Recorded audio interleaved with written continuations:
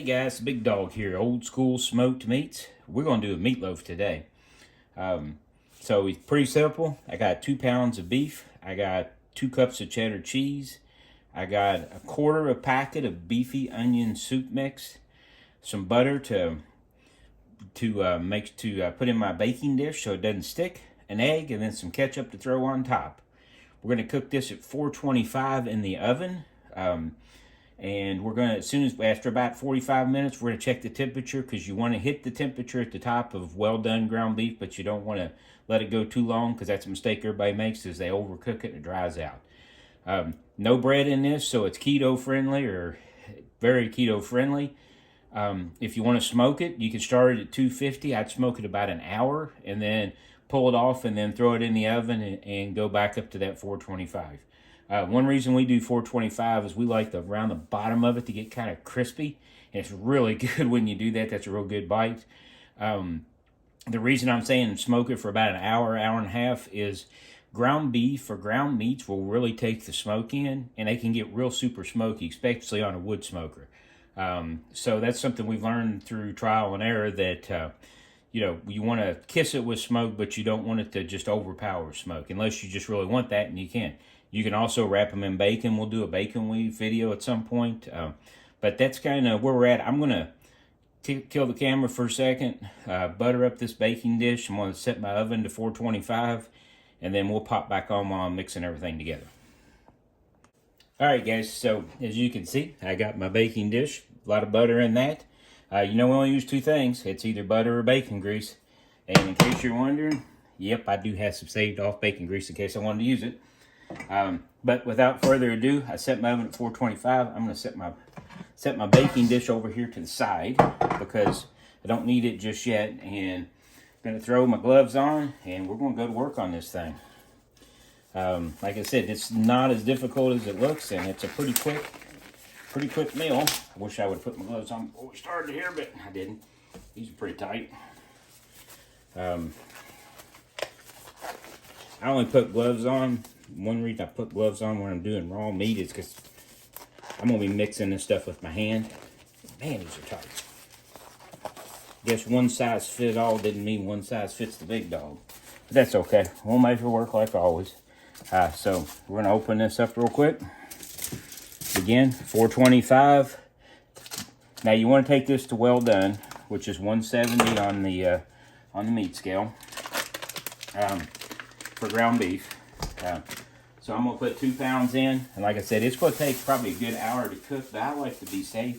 And I like to use the bags that we get from our grocery store to put my stuff in while I'm cooking. That way I don't have to go walking all through the kitchen and things like that. And then when you're done, toss it in the garbage and you walk away, which is really nice. So, especially when you're dealing with raw meat and, a lot of times I've got pork, stuff like that on my hands. So you can see I'm just going to blow through this. It's real super simple. This is like one of the easiest things you can ever do is a meatloaf, but man, you'd think it was like trying to solve the riddle of the Sphinx. And you can see I've got about a quarter of a packet left. So you can see, got about a quarter of a packet left. We'll dump that right in. And then I'm going to set the ketchup over so I can move the bowl to the center a little bit more. And then the last thing I got to do is put the egg in. That simple. That's your meatloaf.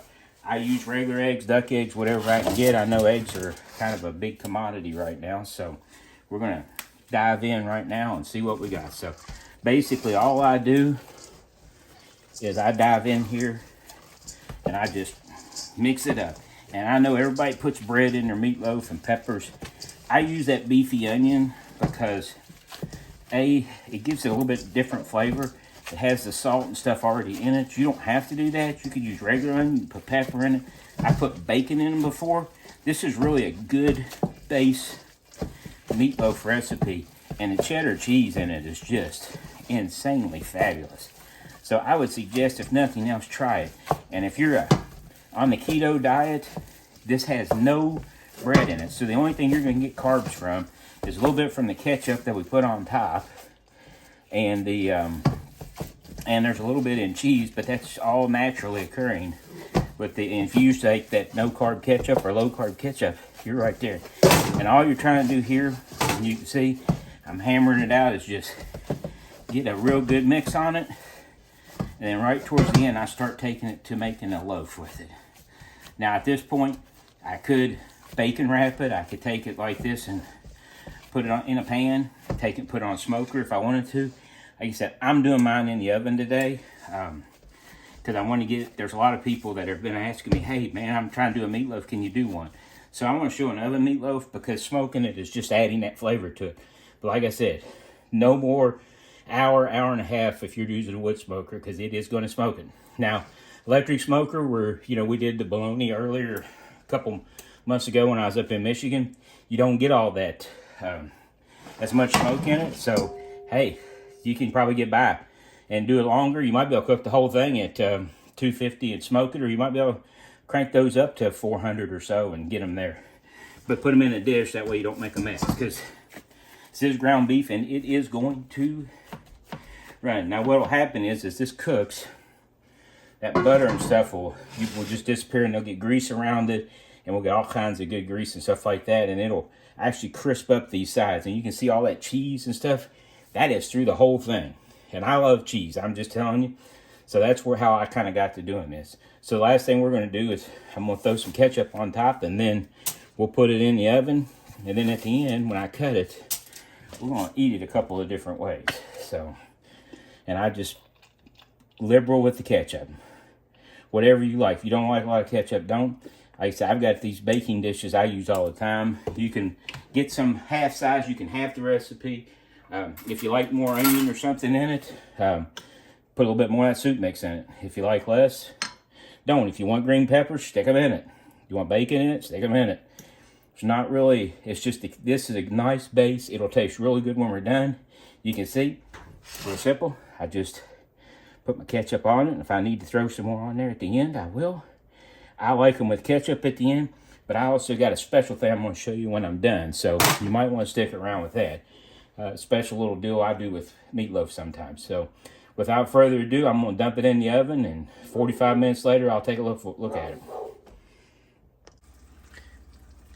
All right, guys, there we go. 45 minutes in.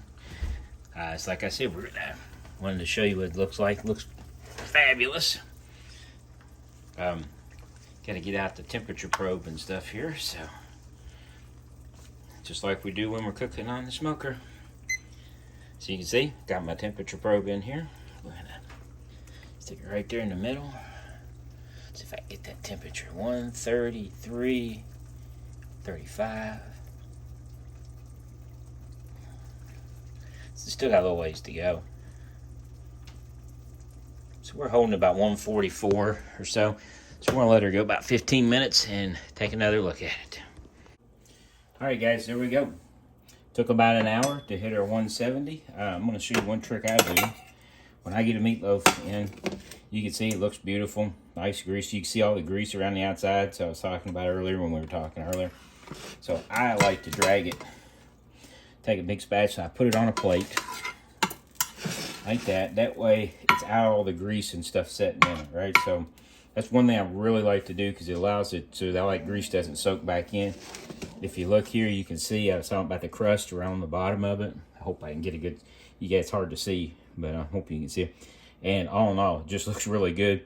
Now, this is going to have to cool for a few minutes, probably about 5 minutes. That way we'll be able to cut it. If you try to cut it now, it's going to fall apart. I'm just telling you. So I usually try to let them cool for 5, 6, 7, 8 minutes, and I'll cut this thing and we'll make some finished product. And I tell you, I've been smelling it. I'm starving. I'm ready to eat it, but I've got to let it cool. Alrighty, guys, so here we go. We're getting ready to cut this thing for the finished product here. So, see, I let it rest. I said about 5 minutes, probably not long enough, but we'll cut her here. So we lay it open, as you guys can see. Very nice, very moist. I'm going to zoom in a little bit here for you so you can get a good look at it. You can see it's still nice and juicy, which a lot of people talk about. So first thing I'm going to do is I'm going to take me a little bite here, and just a trial, but I know what it's going to taste like. Money in the bank. Got a little bit of onion flavor. You can hear me chewing it. I told you I was starving. Comes out almost dead on every time. Not dry, always comes out good. One thing I like is I'm gonna get me a dollop of pimento cheese and stick right on top of that thing. A little bit of cottage cheese on the side, and I am good to go. So I'm getting ready to eat, but I want to show y'all what I got. So there we go, another bite. Let's try that bite. There